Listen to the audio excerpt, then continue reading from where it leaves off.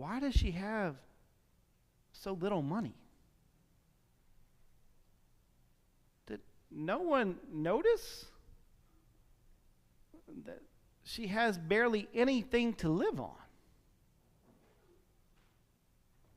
And I think what Jesus is telling us is if we zoom out, that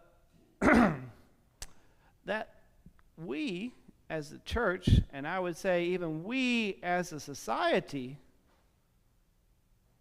may be creating this thing called a system. A system.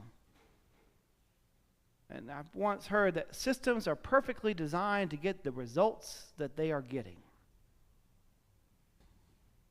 Well, I'd love to get up here and preach that first sermon about the widow's mite and how wonderful she is. But the reality of it is that we haven't learned that much 2,000 years. We're still really good at creating systems that keep widows, orphans, or whatever modern day equivalent you want to put in their place. Why is it that we live in a society where some people have so much,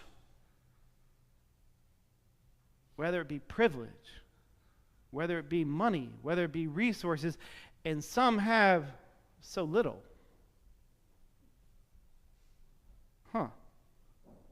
What would Jesus say to us today if he was sitting around talking to our religious leaders? Who would he point out and raise up? Say, you want to pay attention over there. Yeah, 2,000 later, so we still have some work to do, and I get it. It's easier, and like I said, it's tempting to preach that first sermon and just focus on the widow's mite and focus on our own self and say, well, maybe perhaps I can give a little bit more to God. Perhaps I can join a committee. Perhaps I can give a little bit more of my income and, not go to Starbucks so often, and maybe that'll make things a little bit better. Perhaps. But I think maybe in this time, maybe God is calling us again to zoom out, to look at our lives. And even though it feels overwhelming to change systems, to do things differently, even though many have tried and come before us and had varying degrees of success, but I think some have moved the needle just a little bit. Perhaps it's our job just to do what we can when we can.